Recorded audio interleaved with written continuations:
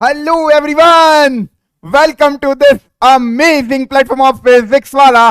क्या हाल चाल है बच्चा लोग? मचा रहे हो कि नहीं? A very very very good evening to one and all. क्या जोश, क्या एनर्जी, क्या हाल चाल। हेलो हेलो हेलो, नमस्कार नमस्कार नमस्कार। क्या हाल चाल है आप सभी के? तो कैसा रहा संडे बच्चों?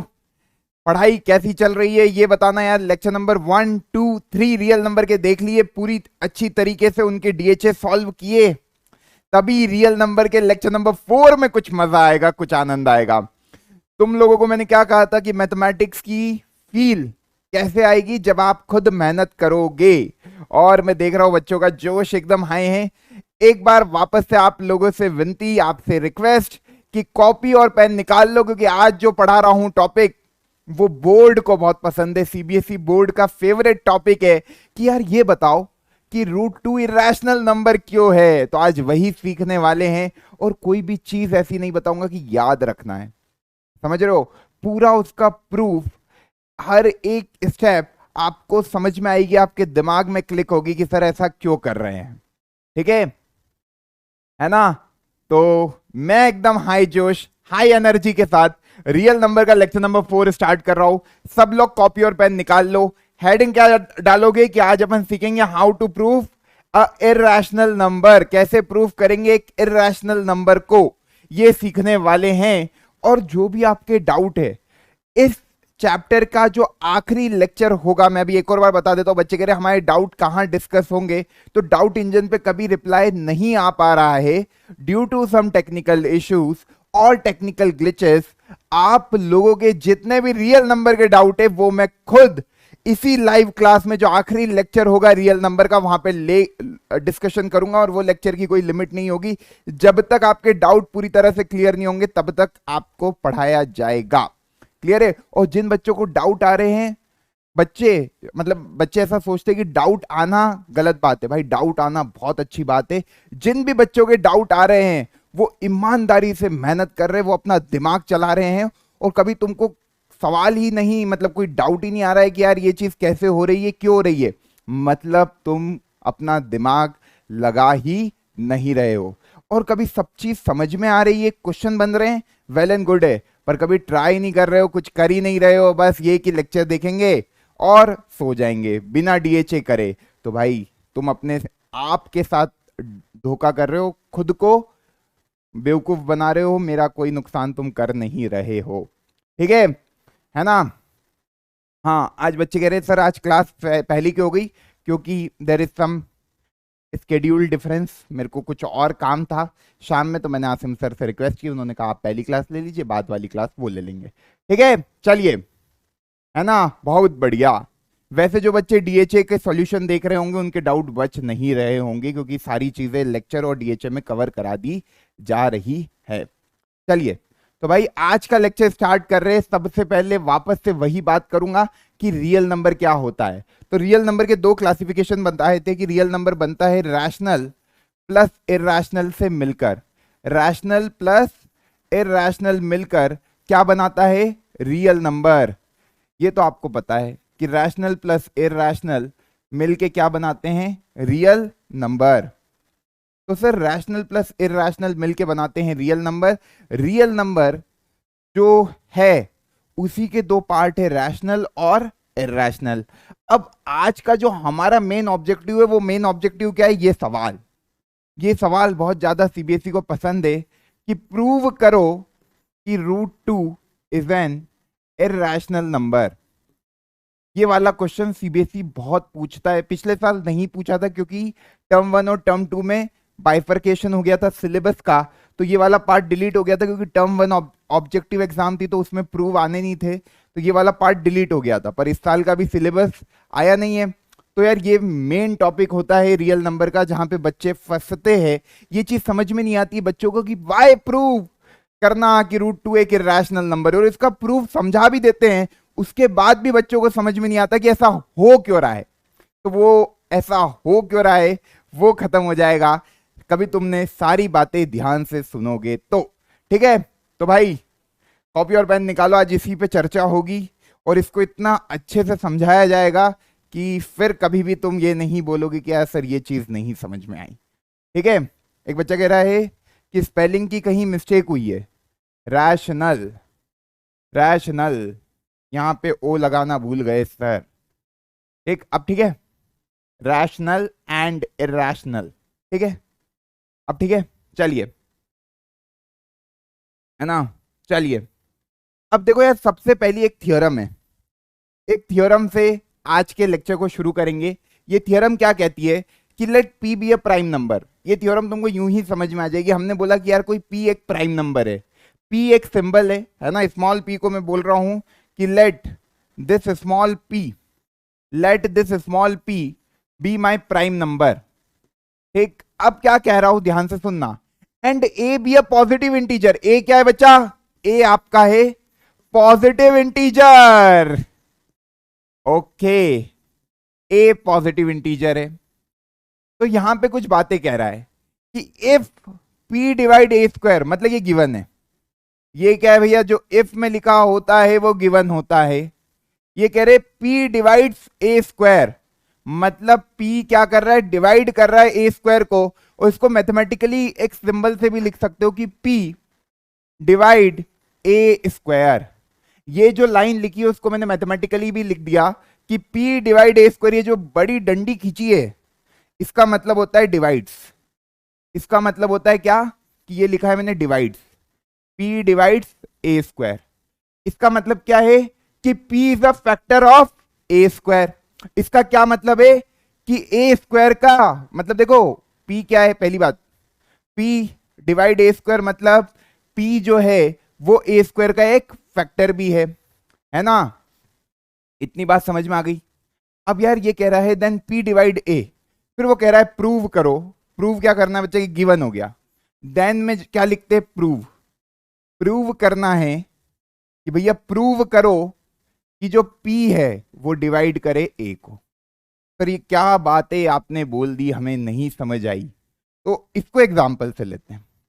p हमने क्या बोला कि प्राइम नंबर है, तो let b p be my 5। p मैंने क्या बोल दिया? p की वैल्यू है 5, है ना। p बराबर 5 है। a मेरा कोई भी पॉजिटिव इंटीजर है ना। a मेरा कोई भी पॉजिटिव इंटीजर है, तो a को मैंने 25 मान लिया।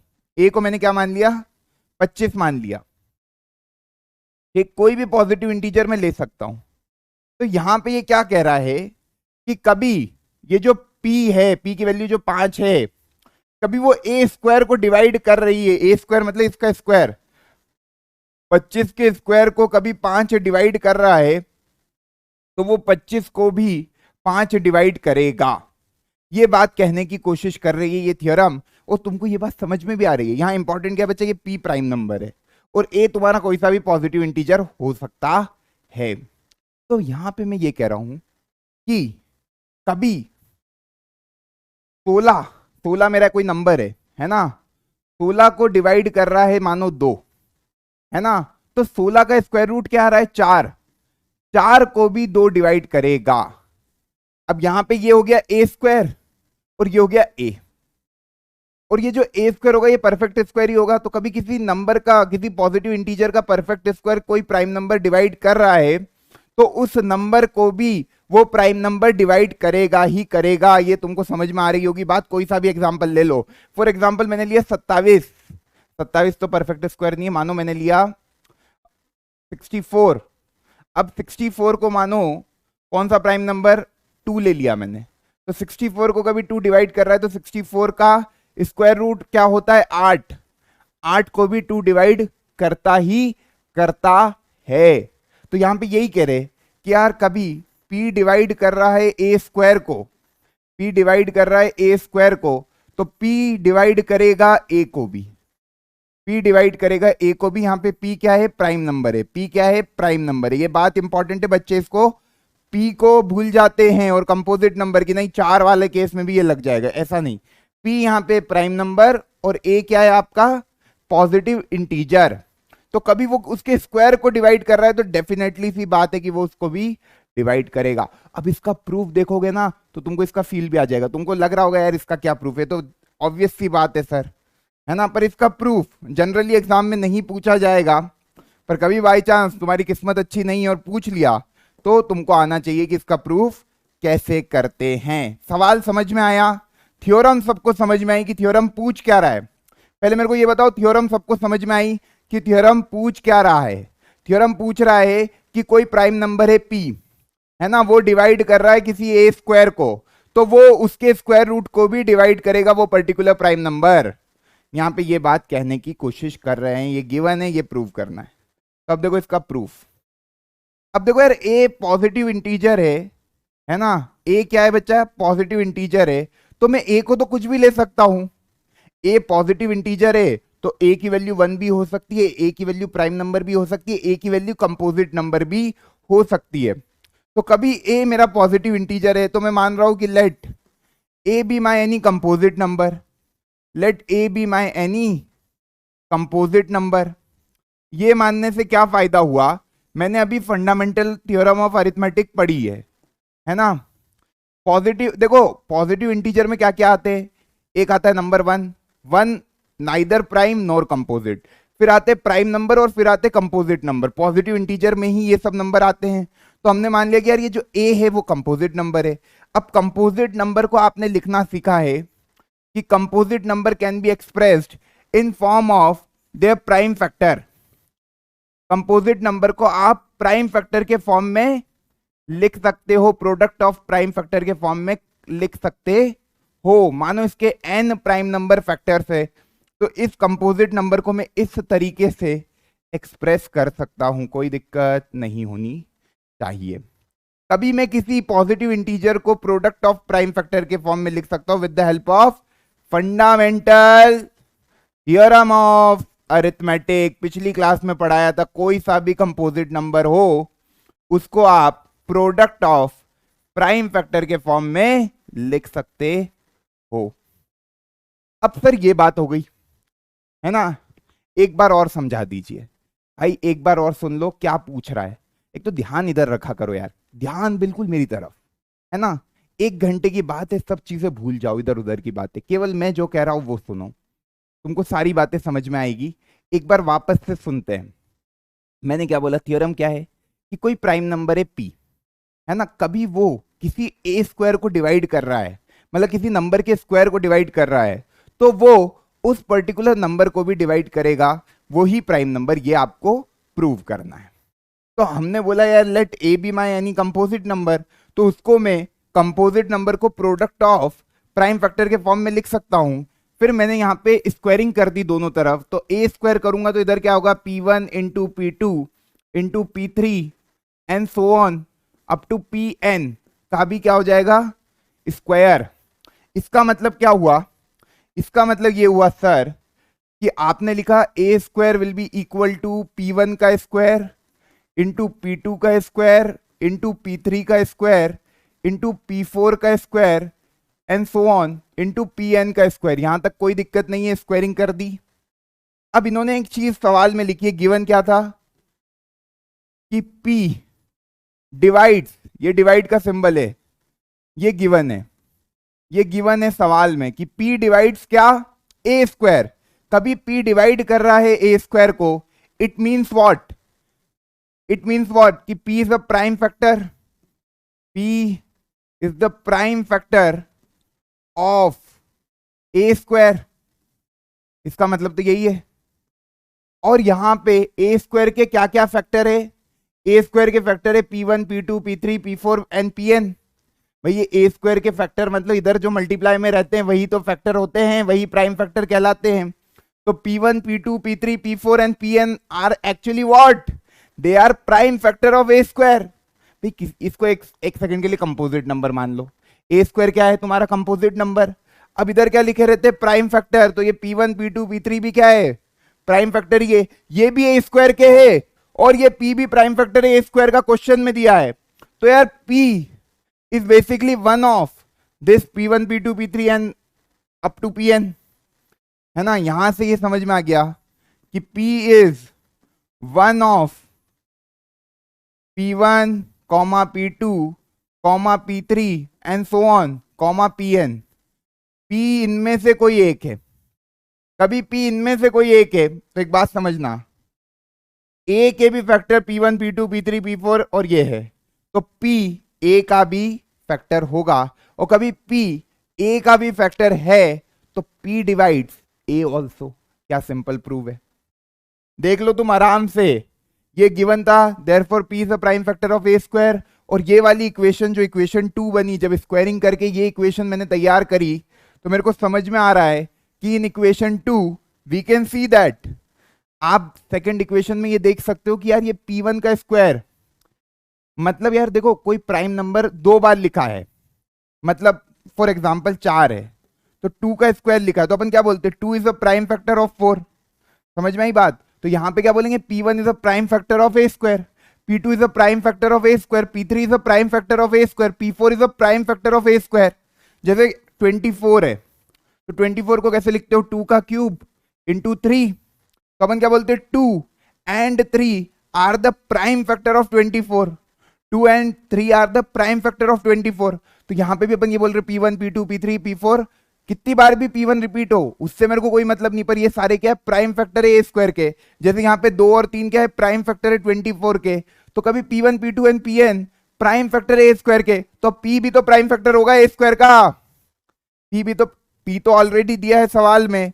अब यार ये भी प्राइम फैक्टर है ए स्क्वायर का, और इक्वेशन 2 से ये समझ में आ रहा है, ये गिवन है, ये ऑलरेडी सवाल में दिया और ये आपने बनाया, तो दोनों बातें है तो ए स्क्वायर के ही फैक्टर, तो इसको और इसको देखकर ये समझ में आ रहा है कि p is one of p1 p2 p3 and pn, और कभी p is one of them, तो यहां पे ये समझ में आ रहा है कि a के प्राइम फैक्टर ये थे तो p प्राइम फैक्टर a का भी होगा।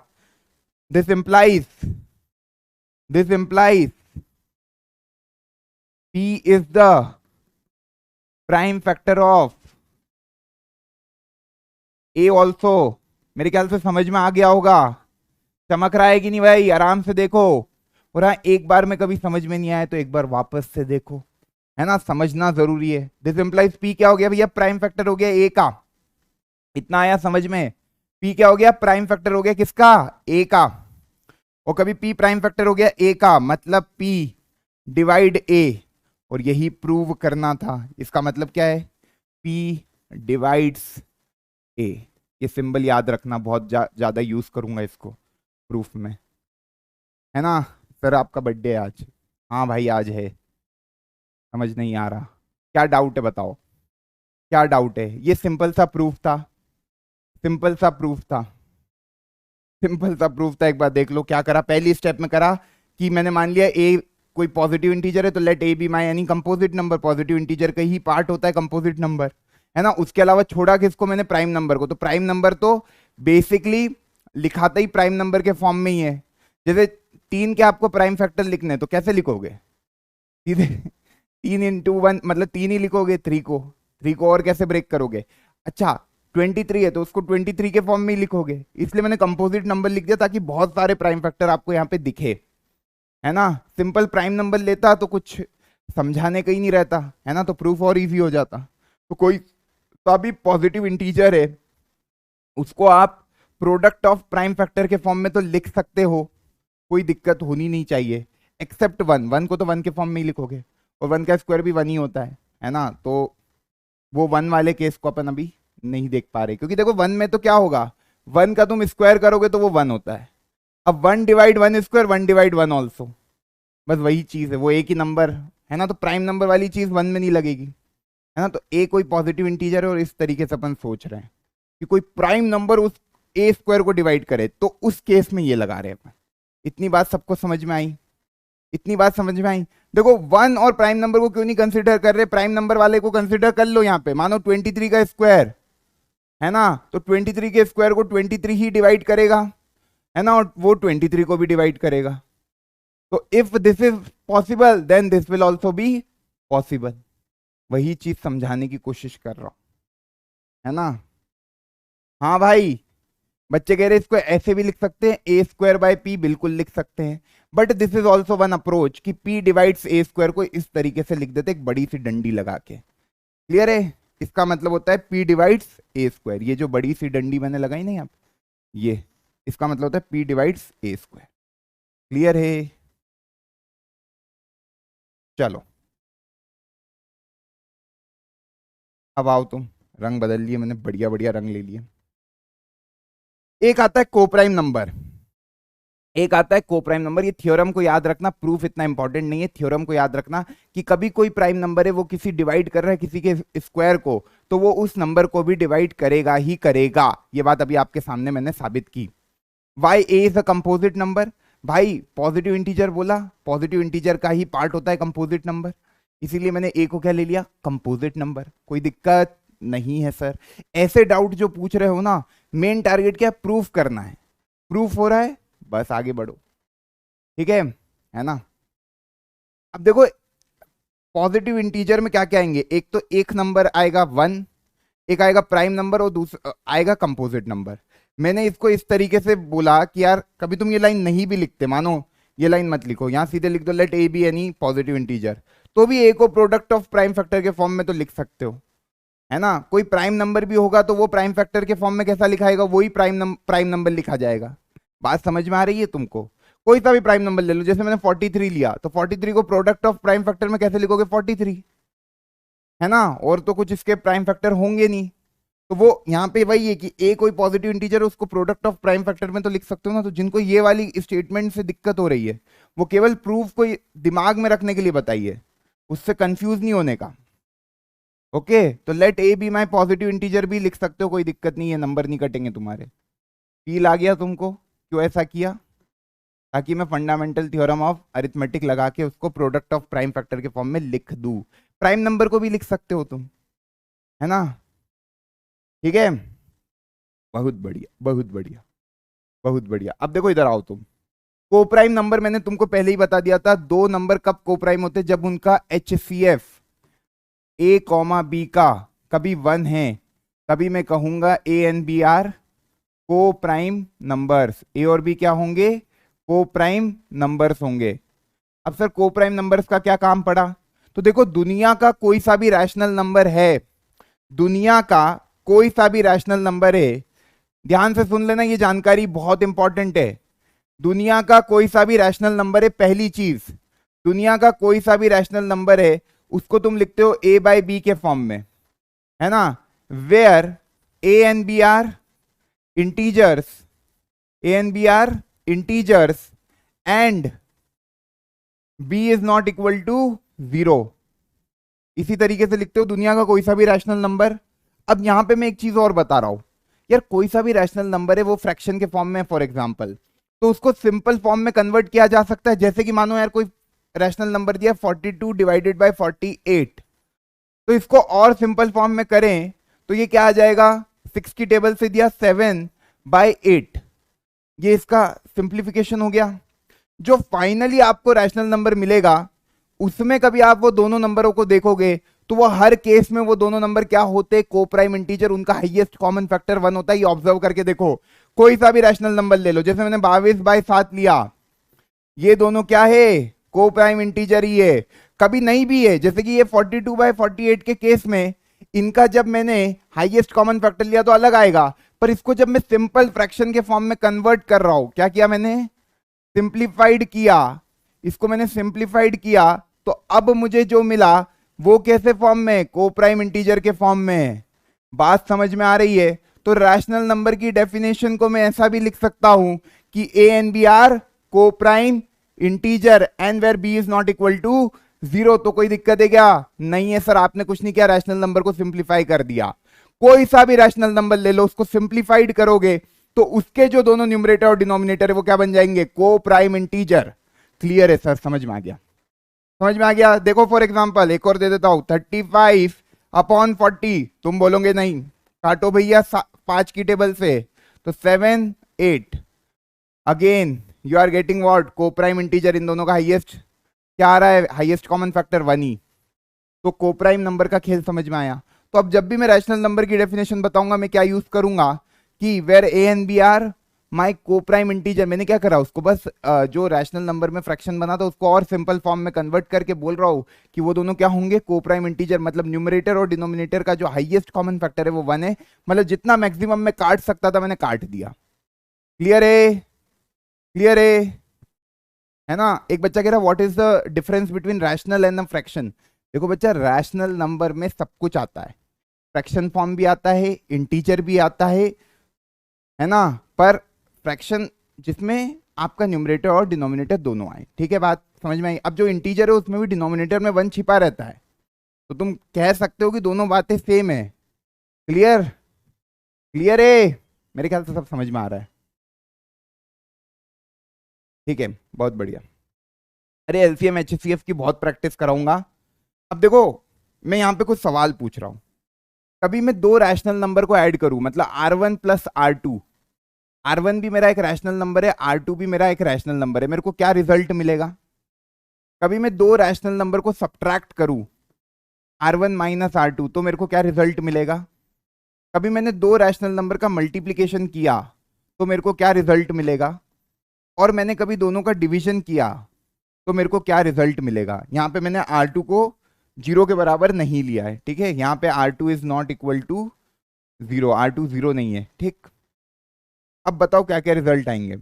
कभी दो रैशनल नंबर, यहाँ पे R1 और R2 क्या है, रैशनल नंबर से, where R1 and R2 are rational number. ठीक, कभी दो रैशनल नंबर को जोड़ा जाए, कोई से भी एग्जांपल ले लो दुनिया के, दो रैशनल नंबर, 2 और 3 को जोड़ा 5, 5 भी एक रैशनल नंबर है, बिल्कुल, तो रैशनल नंबर ही मिलता है।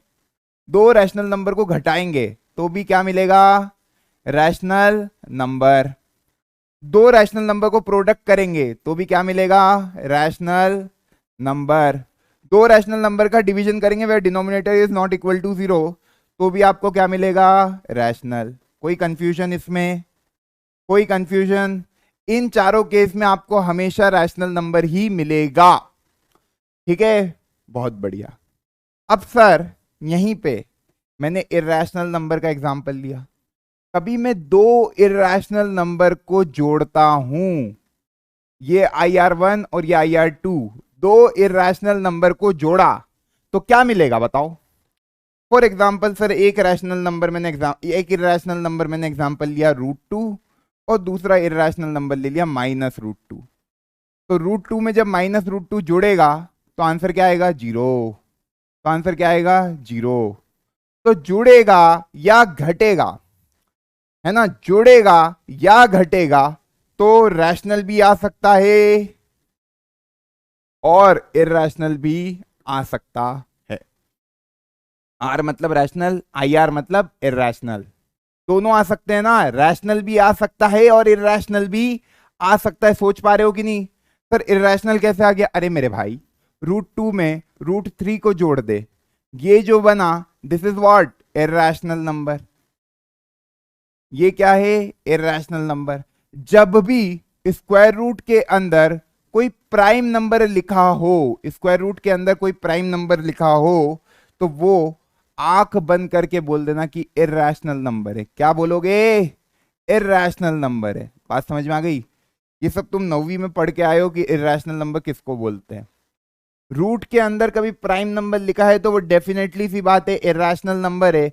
कभी मैं दो इर्रेशनल नंबर को जोड़ रहा हूं तो इर्रेशनल आ गया।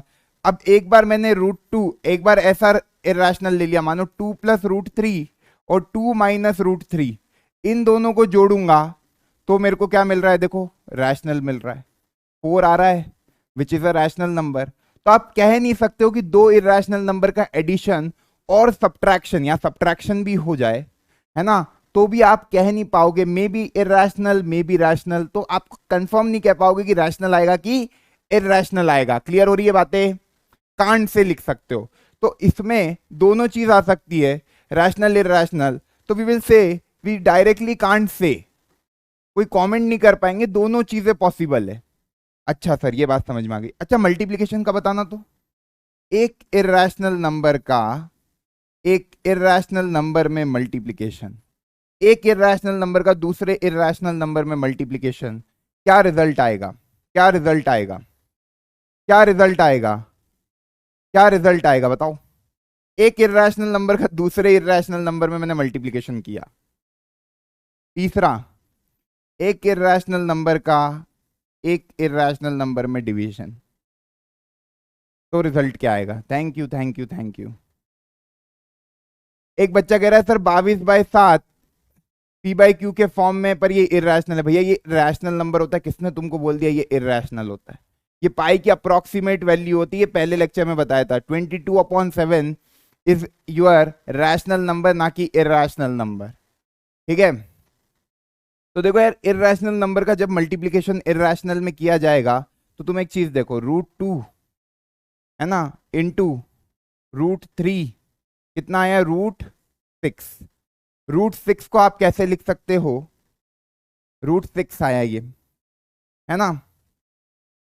इसी तरीके से √2 डिवाइडेड बाय √3, इसको भी आप देखो।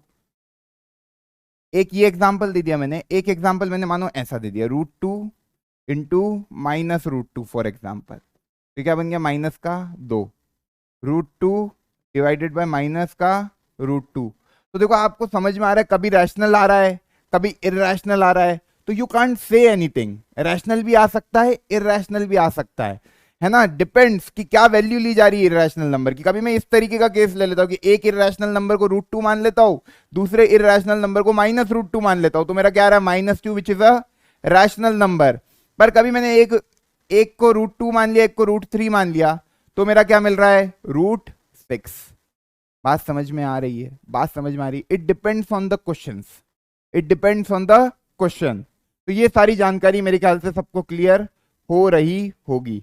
तो यहां पे कुछ नोट है कि कभी एक रैशनल को इरेशनल में जोड़ा जाए, एक रैशनल को एक इरेशनल में जोड़ा जाए या घटाया जाए, तो you will always get a irrational number.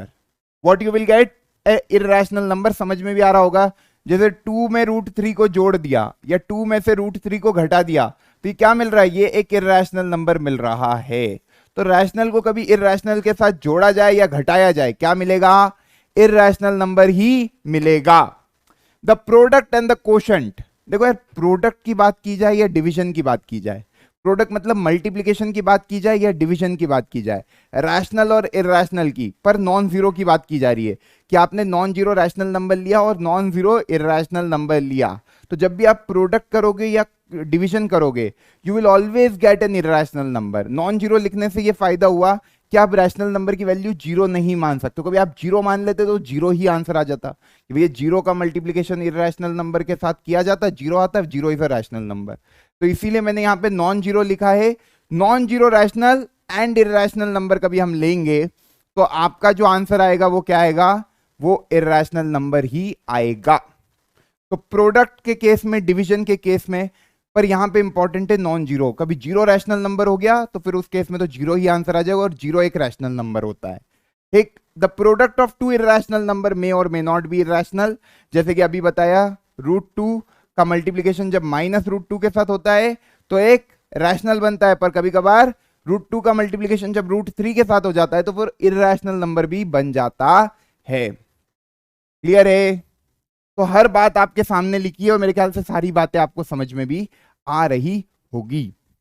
तो -2 कैसे आया, अरे यार, √2 का मल्टीप्लिकेशन जब -√2 के साथ करोगे तो एक √2 दूसरे √2 के साथ मल्टीप्लाई होके क्या बनेगा, √2 का स्क्वायर, और एक माइनस साइन पहले ही बाहर आ गया, और √2 का स्क्वायर क्या होता है, 2, तो इस तरीके से -2 बन गया। तुम ऐसे सवाल पूछ लेते हो कभी कभार, तो मेरे को लगता है कि भाई क्या किया जाए, छोड़ दिया जाए तुम लोगों को, या क्या बोला जाए यार भाई। ठीक है, तो ये सारी बातें बेसिक नॉलेज हो गई। अब आते सवाल पे। सवाल ये वाला एग्जाम में आएगा जो काम की बात है, ये अपना टारगेटेड सवाल है। अब इसको कैसे करना है, ध्यान से एक एक स्टेप को समझना, जहां कोई डाउट हो पूछना। जब भी इस तरह का क्वेश्चन आता है तो अपन कौन सी मेथड यूज करते हैं, अपन मेथड यूज करते कॉन्ट्राडिक्शन मेथड। कॉन्ट्राडिक्शन मेथड क्या होती है, ये मेथड लिख लो। ये मेथड ये होती है कि मैंने मान लिया, भाई मैंने मान लिया मेरे सामने मानो एक चूहा है और एक बिल्ली है। फॉर एग्जांपल मेरे सामने क्या है, एक चूहा है, मानो एक चूहा है, उसको मैंने मान लिया कि वो बिल्ली है, तो मुझे रियल में पता है कि वो चूहा है, पर मेरे को उसको प्रूव करना है कि वो चूहा है, तो मैंने उसको माना कि वो बिल्ली है। समझ रहे हो सर, ये क्या बोल दिया, चूहा बिल्ली, नहीं समझ में आया। जैसे देखो यार, तुम कॉन्ट्राडिक्शन मेथड ये होती है कि खुद के अजम्पशन को गलत साबित करना। खुद ने जो माना, जो तुम खुद मानोगे, तुम अपने आप को गलत साबित करोगे। इसका मतलब जो तुमने माना है वो गलत साबित हो गया, तो जो तुमने नहीं माना था वो सही है। समझ गए? तो जैसे यहां पे √2 को इरेशनल प्रूव करना है, तो अपन क्या मानेंगे कि √2 एक रैशनल नंबर है, और फिर अपन अपने आप को गलत साबित कर देंगे, क्योंकि √2 रैशनल को हम प्रूव नहीं कर पाएंगे, और कभी हम √2 को रैशनल प्रूव नहीं कर पा रहे हैं तो अपन बोल देंगे कि भैया इसका मतलब √2 क्या होगा, इरेशनल नंबर होगा। तो वही जो बिल्ली चूहा वाला एग्जांपल है, मैं यही कह रहा हूं कि मेरे को पहले से पता है, मेरे को देखो यहां पता है कि यार स्क्वायर रूट के अंदर प्राइम नंबर लिखा है, तो ये तो डेफिनेटली सी बात है कि एक इरेशनल नंबर होगा। पर इसको प्रूव करने का तरीका क्या है कि पहले मैं मान लूंगा कि यार ये क्या है, ये एक रैशनल नंबर है। क्या है? रैशनल नंबर है। तो हमने ये मान लिया कि सर ये क्या है, एक रैशनल नंबर है ना। ये एक तरीका होता है कि लेट √2, इसी तरीके से एग्जाम में लिखना है, बी माई रैशनल नंबर। √2 क्या है, मेरा रैशनल नंबर है। और कभी √2 मेरा रैशनल नंबर है तो मैं √2 को p/q के फॉर्म में लिख सकता हूं। √2 को मैं p/q के फॉर्म में लिख सकता हूं, वेयर p एंड q, ये जो रैशनल नंबर है बिल्कुल सिंप्लीफाइड वर्जन में लिखा है, तो हम बोलेंगे p एंड q क्या है, को प्राइम इंटीजर है। इसका मतलब क्या, को प्राइम लिख दिया, मतलब इनका जो HCF है, p एंड q आर को prime integer and q is not equal to 0। इसका मतलब मैंने बोल दिया कि जो HCF है, highest common factor of p comma q, वो कितना है बच्चा, 1 है। Highest common factor p comma q का क्या है, 1 है। बस ये मैंने लिख दिया, है ना। को प्राइम इंटीजर अभी बताया था कि न्यूमरेटर और डिनोमिनेटर का हाईएस्ट कॉमन फैक्टर क्या होगा, 1। तो इतना करा, उसके बाद क्या करेंगे, उसके बाद अपन ये साबित करेंगे कि ये √2 रैशनल नंबर नहीं आ रहा है। मतलब अपन ये साबित करेंगे कि p और q क्या है, को प्राइम इंटीजर नहीं है, उसका कोई और भी फैक्टर है 1 के अलावा। कभी ये साबित कर दिया तो यार ये जो मैंने लिखा है अजम्पशन कि √2 भी माई रैशनल नंबर और √2 को मैं p/q के फॉर्म में लिख सकता हूं where p and q are को प्राइम इंटीजर, ये बात गलत हो जाएगी। और मैं अपने ही अजम्पशन को गलत साबित कर रहा हूं। इसका मतलब जो मैंने अज्यूम नहीं किया, मैंने √2 को रैशनल अज्यूम किया था, तो √2 को मैं अज्यूम क्या नहीं किया, इरैशनल नहीं किया, तो ये इरैशनल होगा। क्लियर है? क्लियर है? कॉन्ट्राडिक्शन क्या होता है, एक बच्चा लिख रहा है खुद के साथ धोखा। बेसिकली खुद के साथ धोखा नहीं कर रहे हो तुम, स्मार्टली खेल रहे हो, है ना। स्मार्टली खेल रहे हो कि यार √2 को इरैशनल कैसे प्रूव करेंगे। मान लो कि √2 कुछ और ही है, रैशनल है। अब ये तो पता ही है कि √2 रैशनल तो होगा नहीं, तो डेफिनेटली उसको प्रूव नहीं कर पाएंगे, तो फिर वो इरैशनल ही होगा, है ना। तो वो चीज है, जैसे कि भाई मेरे को पता है सामने चूहा है, पर मैं उसको मान रहा हूं कि वो बिल्ली है, और फिर प्रूव करने बैठ गए कि नहीं भैया तुम बिल्ली हो, पर वो है तो रियल में चूहा, प्रूव तो नहीं कर पाऊंगा, तो मैंने अपने अजम्पशन को ही गलत बता दिया। ठीक है ना। एक बच्चा कह रहा कुछ समझ नहीं आया। ये जो बच्चे होते हैं ना, कुछ समझ नहीं आया, इनको बहुत कुछ समझ में आ जाता, उसके बाद भी लिखते कुछ समझ में नहीं आया। क्यों? क्योंकि भाई उनको एक चीज नहीं आई होगी, पर वो बोलेंगे नहीं कि वो चीज समझ में नहीं आई, नहीं कि कुछ समझ नहीं आया, है ना। क्योंकि सुन नहीं रहे हो। जब बता रहा हूं, जब तुम सोच रहे हो कि इंस्टाग्राम पे किसका हाई आया है, किसका हेलो आया है, और फिर कहते हो सर, गुस्सा हो जाते हो आप, है ना। चलिए, तो √2 आपका p/q के फॉर्म में हो गया, where p and q are को prime integer and q is not equal to 0। HCF pq का क्या हो गया, 1 हो गया। ठीक, इसका मतलब को प्राइम इंटीजर का मतलब ही होता है कि HCF इन दोनों का क्या हाईएस्ट कॉमन फैक्टर वो 1 है ना। अब q को इधर भेजा अपन ने, q को इधर भेजा, तो √2 q बराबर क्या हुआ, p हुआ। स्क्वायरिंग बोथ साइड, तो 2q स्क्वायर बराबर p स्क्वायर। इसका मतलब क्या है, इसका मतलब क्या है, 2q स्क्वायर बराबर p स्क्वायर का मतलब क्या है, इसका मतलब है कि 2 डिवाइड्स p स्क्वायर। देखो आपको ये समझ में आ रहा होगा कि 2q स्क्वायर को कभी मैं 2 से डिवाइड करूं तो खट्टे से कटेगा, q स्क्वायर आंसर आ जाएगा, है ना। तो यार यहां पे ये दिख रहा है कि 2 क्या है, फैक्टर है p स्क्वायर का, और 2 का भी फैक्टर है p स्क्वायर का, इसका मतलब 2 डिवाइड्स p स्क्वायर। ऐसे समझ में नहीं आ रहा तो ऐसे समझ लो कि तुम सिंपली ये लिखो 2 डिवाइड 2q स्क्वायर। इसमें कोई दिक्कत नहीं है कि भैया 2 डिवाइड करेगा 2q स्क्वायर को, 2 लिखा है इधर, 2 से 2 कट जाएगा। अब 2q स्क्वायर क्या है, बेसिकली p स्क्वायर है, तो 2 डिवाइड्स पी स्क्वायर, इसका मतलब क्या है कि 2 डिवाइड क्या कर रहा है, पी स्क्वायर को। और कभी 2 डिवाइड कर रहा है पी स्क्वायर को, तो अभी पढ़ के आए हैं अपन एक theorem, 2 divides P also by the theorem. वो क्या कहती है, वो थियरम ये कहती है कि आपका कोई भी कंपोजिट नंबर है, जो पी आपने क्या बोला था, कोप्राइम इंटीजर है, उसका स्क्वायर किया मैंने, है ना, उसका स्क्वायर किया, और उसको कोई प्राइम नंबर कभी डिवाइड कर रहा है तो वो उसको उस नंबर को भी डिवाइड करेगा फॉर श्योर। यही थ्योरम अभी पढ़ाई है तुमको, देख लो स्टेटमेंट, याद आ रही होगी कि sir p be my prime number and that p A be a positive integer if A p divide A square then p divide A. यहाँ पे बच्चे क्या होते, ये भूल जाते कि प्राइम नंबर को लेना, यहाँ पे ये जो नंबर लिखा है this should be a prime number, है ना, और ये जो पी है वो बेसिकली ए है। वहां का पी को और यहाँ के पी को कंपेयर मत कर लेना कि सर वहां पी तो आपने इधर लिखा था इधर लिख दिया, अरे वो भाई पी अलग था, वो ए वहां पे पॉजिटिव इंटीजर था, यहाँ पे ये पी पॉजिटिव इंटीजर हो गया। बात समझ में आई, बात समझ में आई, है ना। तो पी डिवाइड पी स्क्वायर, तो पी डिवाइड कभी ए स्क्वायर तो पी डिवाइड ए ऑल्सो, तो यहाँ पे यही लिखा है कि एक प्राइम नंबर कभी किसी स्क्वायर को डिवाइड कर रहा है तो वो प्राइम नंबर उस नंबर को भी डिवाइड करेगा।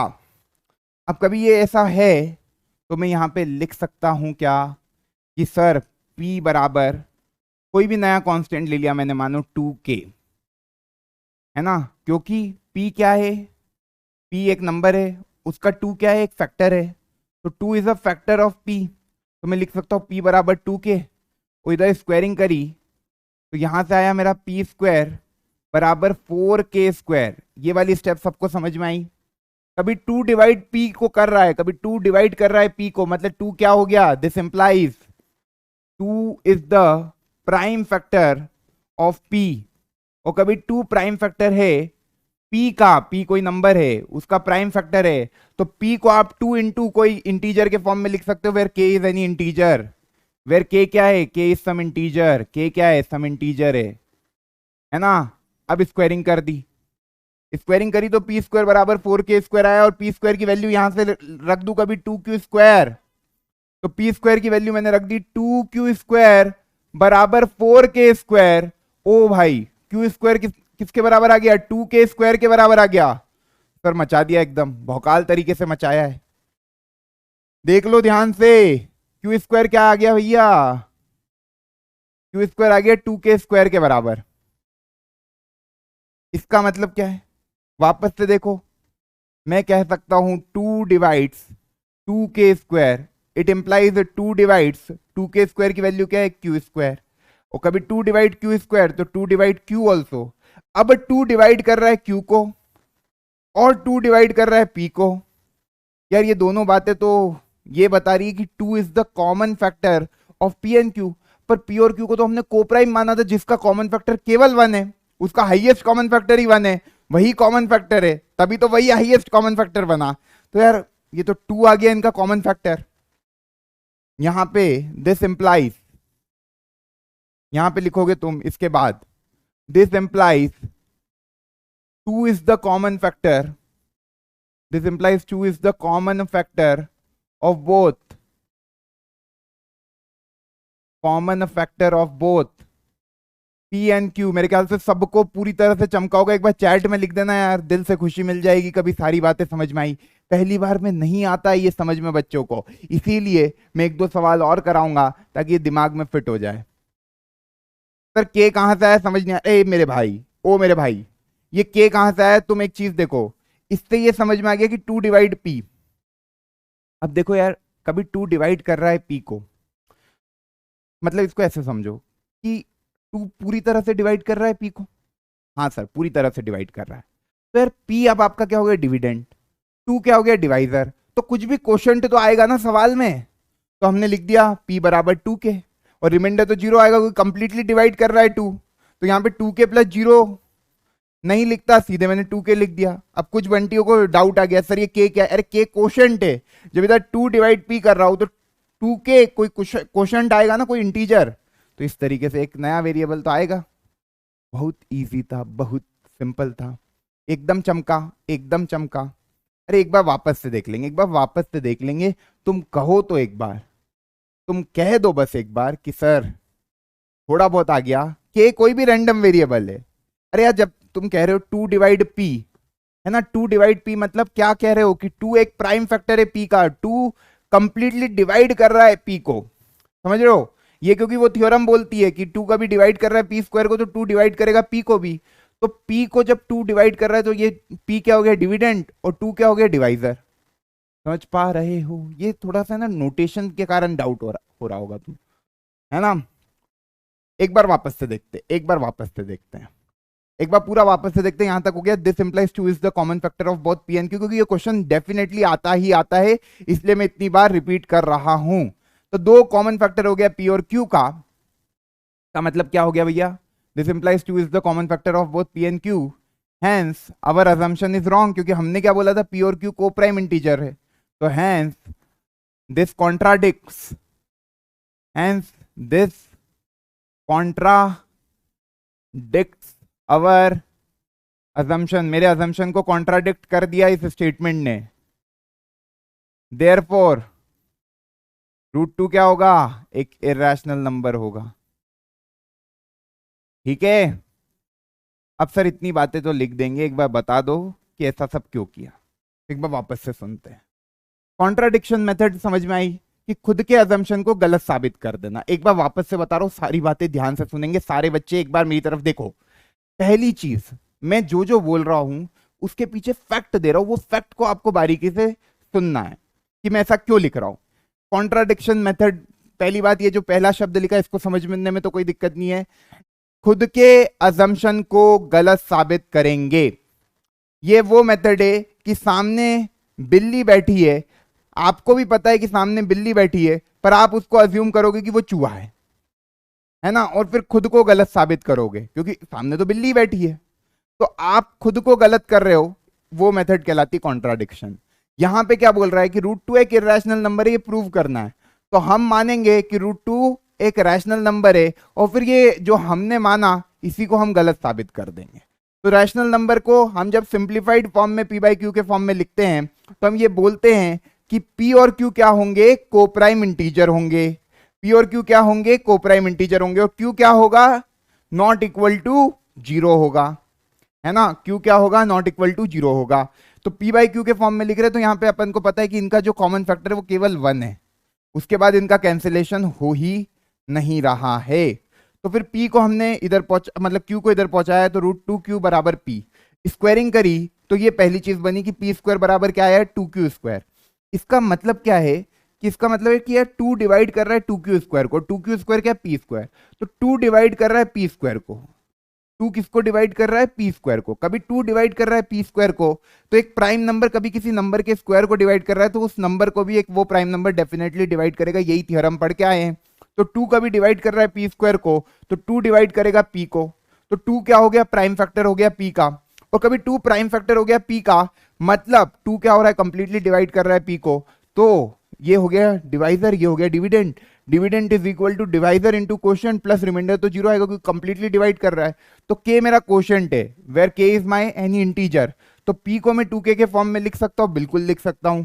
तो इधर स्क्वायरिंग करा तो p² बराबर क्या आया, 4k² आया। ओके सर, p² बराबर 4k² आया।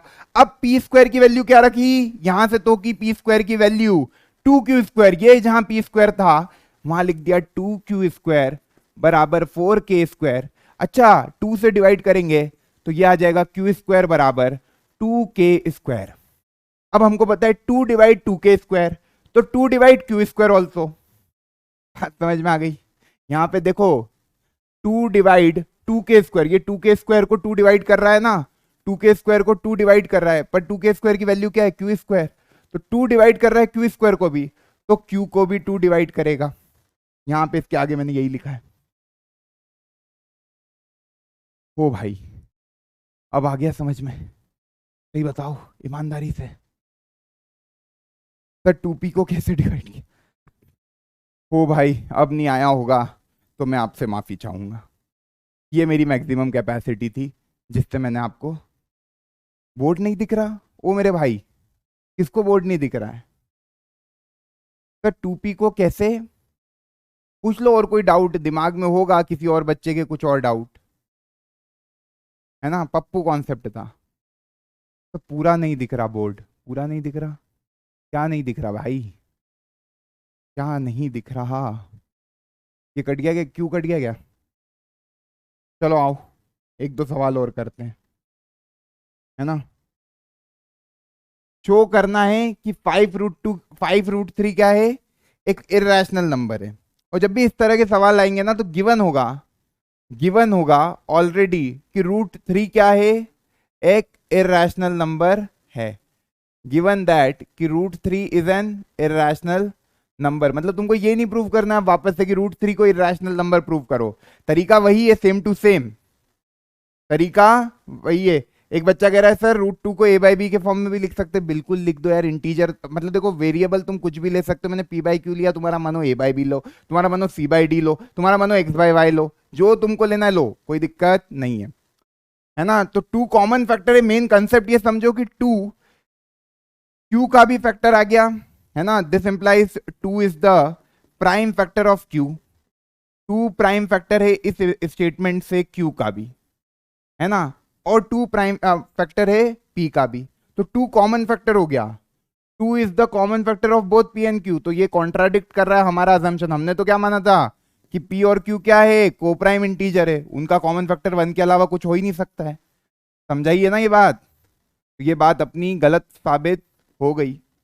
तो इतनी डिटेलिंग क्यों करते हो आप, क्योंकि मेरे कुछ बंटियों को नहीं आती ये बात समझ में, और मेरा है कि भाई जो भी क्लास देखना है उसको सारी बातें समझ में आए, ठीक है। अब ये आओ, शो करना है कि 5√3 एक इरेशनल नंबर है। देखो इस तरह के सवाल बहुत आसान है, ये टाइप 2 है, this is the type 2 variety 2, पहली वेराइटी समझ में आई वो। अब उसमें √3 भी आ जाएगा तो कर लोगे, √5 भी आ जाएगा तो कर लोगे, करना कुछ नहीं है।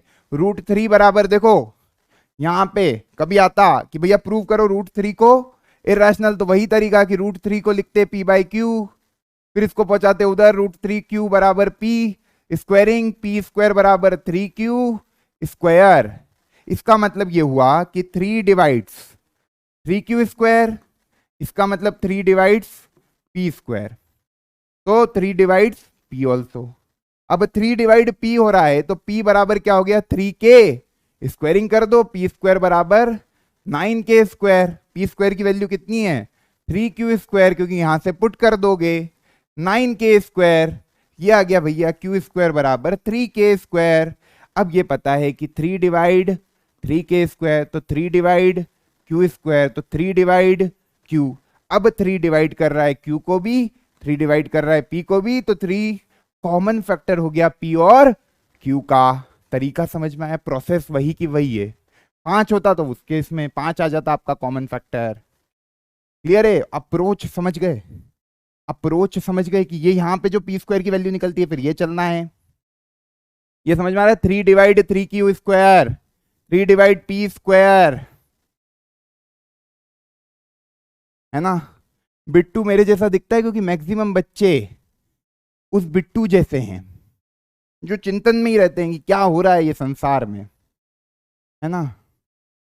चलिए ये आ गया समझ में। भाई लीनियर कॉम्बिनेशन वाला नहीं आया तो वो तुम्हारे सिलेबस में भी नहीं है। जो बच्चे कह रहे हैं ना कि सर लीनियर कॉम्बिनेशन वाला नहीं आया समझ में, तो भाई कोई दिक्कत नहीं है, वो तुम्हारे सिलेबस में नहीं है, सीबीएसई नहीं पूछता है वैसे सवाल, ठीक है। बहुत साल पहले कभी पूछा था, है ना। चलिए अब यार शो दैट 5√3 एक इरेशनल नंबर है, तरीका समझ में आ गया। ये पूरी अप्रोच, ये मैंने √3 को प्रूव कर दिया इरेशनल। देखो 3 is the common factor of both p and q, तो जो पहला असम्पशन था यहाँ पे अपन ने p और q को प्राइम इंटीजर मानोगे तुम, पर 3 भी एक फैक्टर आ जाएगा, तो वो आपके कॉन्ट्राडिक्शन मतलब आपके असम्पशन को कॉन्ट्राडिक्ट कर लेगा। कॉन्ट्राडिक्ट मतलब गलत साबित कर देगा, जो आपने अज्यूम किया उसको गलत साबित कर दिया, तो उसका मतलब √3 क्या हो जाएगा, इरेशनल नंबर, है ना। चलो अब ये बताओ 5√3 एक इरेशनल नंबर है, मतलब 5√3 को क्या लिखोगे, p/q के फॉर्म में। बच्चे कह रहे थोड़ा सा स्पीड में पढ़ाओ, देखो यार मुझे पता है कितनी स्पीड रखनी है ना, फिर भी तुम कहते हो तो फटाक से निपटाता हो इसको। 5√3 एक इरेशनल नंबर है, तो अब यहां पे भी हम लगाते हैं कॉन्ट्राडिक्शन मेथड, है ना। और ये हमने मान लिया, ये सवाल में ऐसा दिया जाएगा कि गिवन रूट थ्री एक इरेशनल नंबर है। कभी सवाल में दिया है कि रूट थ्री इरेशनल नंबर है तो बहुत बढ़िया बात है, नहीं दिया है तो इस तरीके से आप प्रूव भी कर सकते हो कि रूट थ्री को इरेशनल नंबर कैसे प्रूव करोगे। तो कभी नहीं दिया होता कि रूट थ्री इरेशनल नंबर है तो पहले रूट थ्री को इरेशनल नंबर प्रूव करते, फिर एक रैशनल का इरेशनल में मल्टीप्लीकेशन क्या होता है, इरेशनल होता है, वो तो तुमको पता है, पर इसको प्रूव कैसे करोगे समझना। इसको प्रूव करने का तरीका ये होता है कि हम बोलेंगे कि let 5 root three be my rational number. 5 root three को मैंने क्या बोला कि यार 5 रूट थ्री मेरा क्या है, रैशनल नंबर है। ओके सर, आप कह रहे हो तो हमने मान लिया आपकी बात, तो समझ के ही कह रहे होंगे। तो आप 5 रूट थ्री को किसके फॉर्म में लिखोगे, P बाई Q के फॉर्म में लिखोगे, where P and Q are coprime integers and Q is not equal to 0। ये लाइन तो आपको लिखनी ही है, and Q is not equal to 0। बहुत इजी प्रूफ है, देखो बस एक स्टेप का प्रूफ। रूट थ्री बराबर P बाय 5Q। मैंने क्या किया, P बाई Q एक रैशनल नंबर था, है ना, P बाई Q एक रैशनल नंबर था, उसको डिवाइड कर दिया एक रैशनल नंबर से। तो रैशनल जब डिवाइड होता है रैशनल से, आंसर क्या आता है, रैशनल।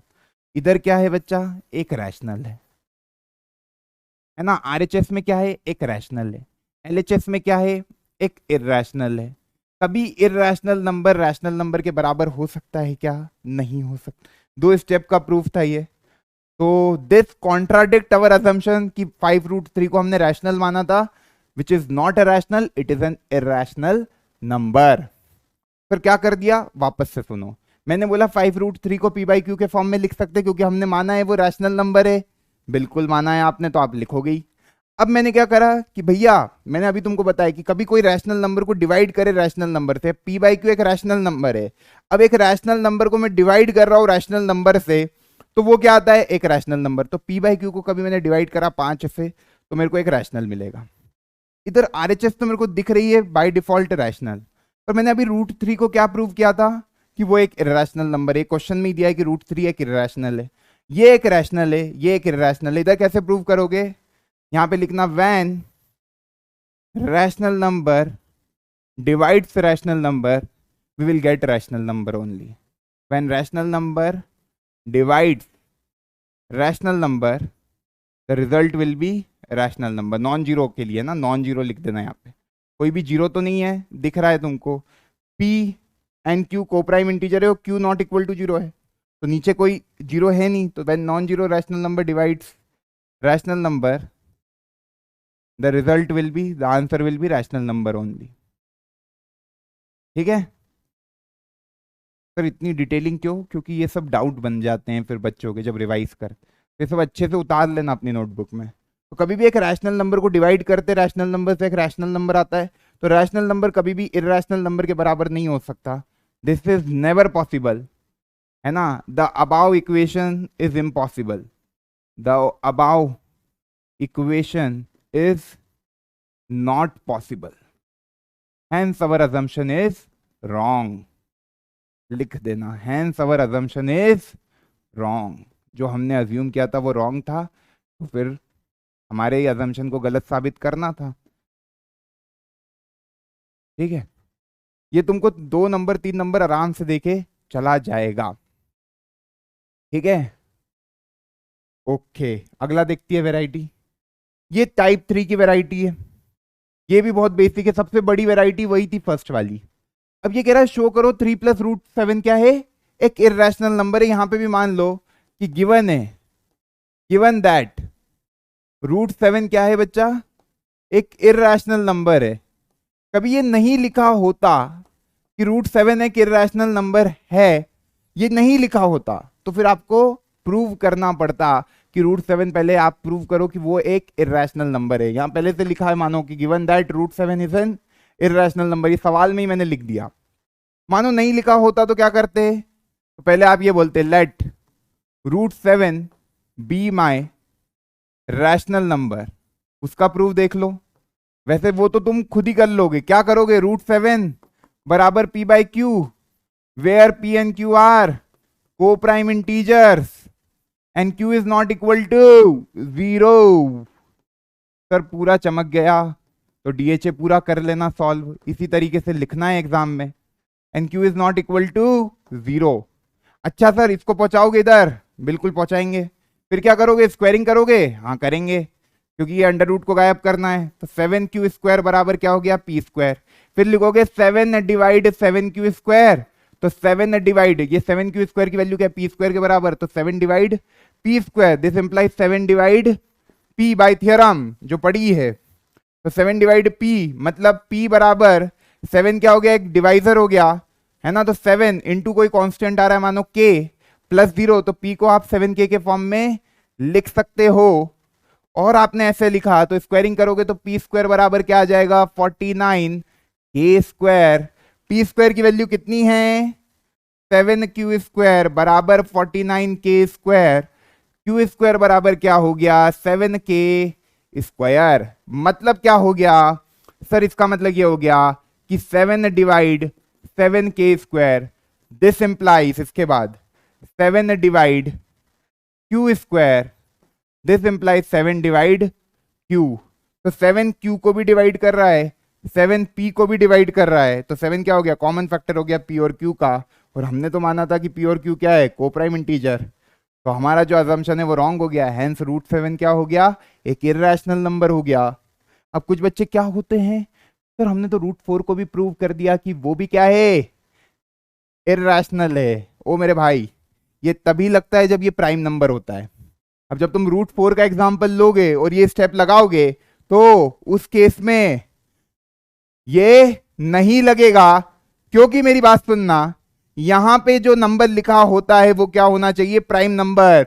√4 के केस में वो क्या होगा, एक कंपोजिट नंबर। तो ये थ्योरम तभी लगती है जब यहां पे जो नंबर लिखा होता है that number should be a prime number, that number should be a prime number, therefore only you can say 7 divide p², तो 7 divide p also, where 7 is a prime number। तो वो प्राइम नंबर का भी divide कर रहा है किसी के स्क्वायर को, तो वो उस नंबर को भी डिवाइड करेगा।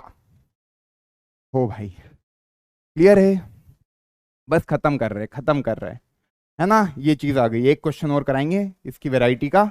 अच्छा सर ये तो क्वेश्चन से आप भटक गए, तो सवाल में जनरली ये वाला सवाल जब भी आएगा तो ये लिखा होगा कि गिवन दैट √7 क्या है बच्चा, इर्रेशनल नंबर है।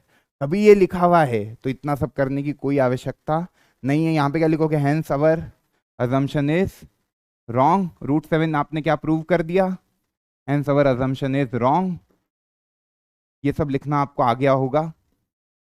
√7 क्या हो गया आपका, इर्रेशनल नंबर।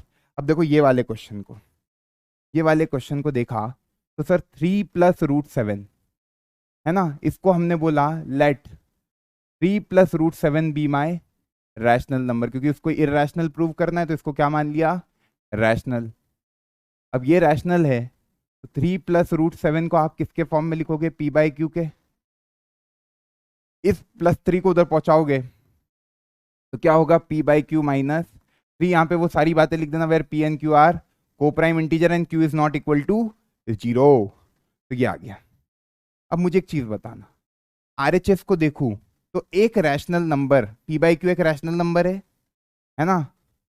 और इसको देखो सॉल्व कर सकते हो, यह आएगा p- या ऐसे देखो, एक रैशनल नंबर को कभी तुम सब्ट्रैक्ट करोगे एक रैशनल नंबर के साथ तो क्या मिलेगा, you will get a rational number only, है ना। ऐसा कैसा तुम नोटबुक में भी लिख सकते हो कि rational number minus rational number will be rational number.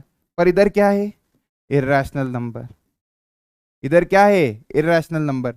तो क्या कभी कोई इर्रेशनल नंबर रैशनल नंबर के बराबर हो सकता है, नहीं हो सकता। ये इक्वेशन बिल्कुल गलत है, देयरफॉर जो हमारा अजम्पशन था वो गलत है। कितने बच्चों को ये बात समझ में आई, कितने बच्चों को ये बात समझ में आई, बच्चा मचाया है ना। ये समझ में आया कि रैशनल को कभी रैशनल नंबर से घटाया जाएगा। मैंने अभी यही बताया था, देखो यहाँ पे लिखवाया मैंने, इंपॉर्टेंट डब्बा बनवाया था तुम लोगों से। ये इसको डब्बे में डाल देना, ये बहुत काम की बातें बताई है मैंने कि रैशनल नंबर को रैशनल नंबर में जोड़ोगे तो रैशनल मिलेगा, रैशनल नंबर को रैशनल नंबर से घटाओगे तो क्या मिलेगा, इर्रेशनल मिलेगा। रैशनल नंबर क्या इरेशनल कैसे मिलेगा? हर केस में रैशनल ही मिलेगा। रैशनल को रैशनल में जोड़ा रैशनल, रैशनल को रैशनल से घटाया रैशनल, है ना, रैशनल को मल्टीप्लाई किया रैशनल में रैशनल। तो ये सब समझ में भी आ गया, क्लियर है? तो हर बात का लॉजिक हो गया यहाँ पे, ठीक है, ये बात हो गई, समझ में आ गई। तो इतना सिंपल प्रूफ था बच्चा, बस इसको +3 को पहुंचाना था उधर -3। अब देखो इसके आगे कुछ बच्चे इसको ऐसे देख लेते हैं कि सर यहाँ पे हम और सॉल्व करें तो p-3q अपॉन q बराबर √7। वो क्या कहते हैं कि सर एक p एक इंटीजर है, q एक इंटीजर है, तो p-3q भी एक इंटीजर है और q भी एक इंटीजर है, तो ये ओवरऑल क्या आ गया? एक रैशनल नंबर आ गया। इस तरीके से भी आप सॉल्व कर सकते हो कि सर ये ओवरऑल रैशनल नंबर आ गया और ये इरेशनल नंबर है। तो कभी भी रैशनल नंबर इरेशनल नंबर के बराबर नहीं हो सकता। तो this contradict our assumption.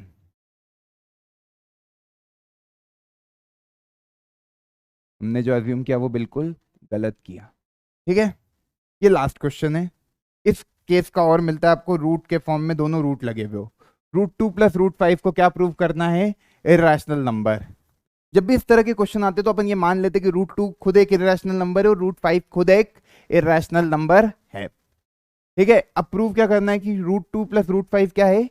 Irrational number है। जब भी इस तरह के क्वेश्चन आए आपको क्या करना है? दिमाग में ये बात समझना।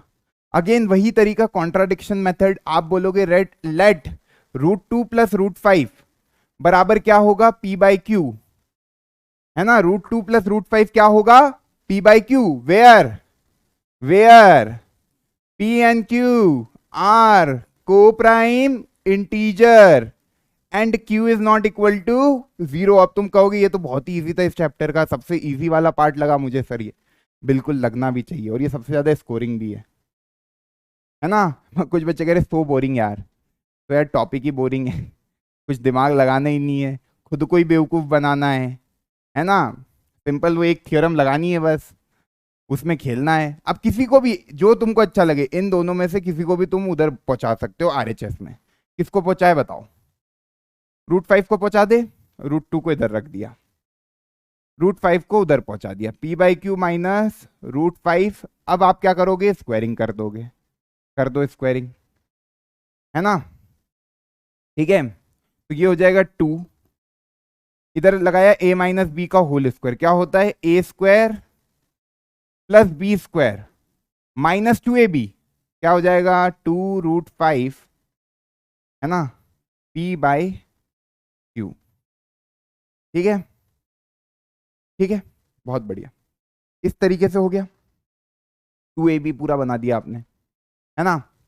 अब देखो यार ये जो 2 है इसको तो पहुंचाते हैं, इसको इधर ले आते हैं, ये बना 2√5 p/q और ये इधर लेके आ गए तो ये बना p²/q² +3। ये 2 को मैंने उधर पहुंचाया और इसको इधर ले आया, है ना? अब ये आपका जो है इसके आगे RHS को देखूं तो ये बन रहा है p² + 3q² अपॉन q², है ना, इंटू q अपॉन 2p, और इधर केवल √5 रहने दो, बाकी सबको तुमने RHS में पहुंचा दिया। इस q से ये q खत्म, बचा क्या? ये बचा p² + 3q² upon 2pq। Clear है? ये आ गया आपका।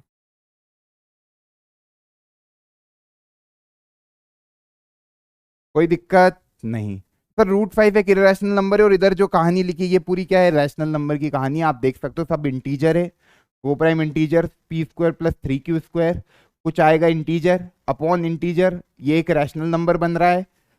और इधर है आपका इरेशनल, कभी भी रैशनल इरेशनल के बराबर नहीं हो सकता। ये वाला प्रूफ नहीं आता है बच्चों को समझ में, इसलिए इसका कैलकुलेशन आराम से देखना। किसी को भी ले सकते हो तुम, √2 को भी उधर ले जा सकते थे, उसको ले जाते तो इधर केवल √2 बचता, बाकी सब आपका इस तरीके से कन्वर्ट हो जाता।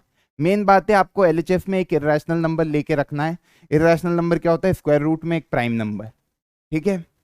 एक इरेशनल नंबर कभी भी एक रैशनल नंबर के बराबर नहीं हो सकता, क्योंकि p और q क्या है? सब इंटीजर है। तो p और q कभी सब इंटीजर है, तो आपको खुद को यहाँ पे एक बात समझ में आ रही होगी, है ना? आपको खुद को यहाँ पे एक बात समझ में आ रही होगी कि सर ये कभी सब इंटीजर है तो इंटीजर प्लस इंटीजर एक इंटीजर आया, डिवाइड बाय इंटीजर मतलब पूरा प्रॉपर रैशनल नंबर ही बन रहा है ना। तो यही चीज आपको लिखनी है। कोई दिक्कत? कोई दिक्कत? ये आखिरी वाले सवाल में कोई दिक्कत है क्या? है ना, बस चलो भैया तुम्हारा टाइम हो गया है, तो आज की क्लास को यहीं समाप्त करते हैं। एक बार मेरे को बताओ क्वेश्चन नंबर 4 तो सबको सारी बातें समझ में आई, अप्रोच समझ में आया? एक बार वापस से सुन लेना, आखिरी बार बता रहा हूं, है ना। और आज की क्लास का एंड कर रहे हैं। तो यही 4 वैरायटी के क्वेश्चन आपको एनसीईआरटी में मिलेंगे, सारे प्रूव आप आज करके रखना। डीएचए पूरा अटेम्प्ट करना। रियल नंबर में मेन बातें अपनी खत्म हो गई है। अब टर्मिनेटिंग और नॉन टर्मिनेटिंग डेसिमल एक्सपांशन, जो कि बहुत इंपॉर्टेंट टॉपिक है, वो अपन 5वें लेक्चर में डिस्कस करेंगे। पर उसके पहले जितना भी अभी तक अपन ने पढ़ा पूरा पढ़ के आना, पूरा रिवाइज करके आना सारी बातें। कहीं पे कोई दिक्कत कोई डाउट तो पूछ लेना, है ना। तो जब भी इस तरीके से 2 इरेशनल नंबर का एडिशन दिया हुआ हो तो आप उसको पहले मानोगे कि वो रैशनल नंबर है। Let √2 + √5 be my rational number, है ना। पहली लाइन ये लिखना, let √2 + √5 be my rational number. ठीक है, इसको क्या बोल दिया आपने? ये रैशनल नंबर है √2 + √5। कभी √2 + √5 रैशनल नंबर है तो उसको p/q के फॉर्म में लिख सकते हैं, where p and q are coprime integer and q is not equal to 0। अब स्क्वायरिंग कर दो आप, एक को उधर पहुंचा के स्क्वायरिंग कर दी, सॉल्व कर दिया। ठीक है, सॉल्व कर दिया। इधर केवल √5 रखना, बाकी सबको उधर पहुंचा देना। तुमको यूं भी समझ में आ रहा होगा, तुमको यूं भी समझ में आ रहा होगा कि अब जो भी बातें बची है वो पूरी एक रैशनल नंबर ही फ्रेम करेगी। यहाँ पे कोई रूट का टर्म नहीं बचा, तो ये एक रैशनल नंबर है, ये एक इरैशनल नंबर है। कभी भी रैशनल इरैशनल के बराबर नहीं होता। तो क्वेश्चन नंबर 2, 3, 4 में मैंने एक चीज ही यूज करी है कि रैशनल कभी इरैशनल के बराबर नहीं होता है। क्लियर? चलो भाई, परों को खोलो, जमाना उड़ान देखता है, जमी पर बैठ के क्या आसमान देखते हो। मेहनत करो, मुस्कुराते हुए मन लगा के पढ़ाई करते रहो, मचाते रहो। मिलते हैं नेक्स्ट क्लास में, तब तक के लिए अपना ध्यान रखना और मचाते रहना। Bye bye.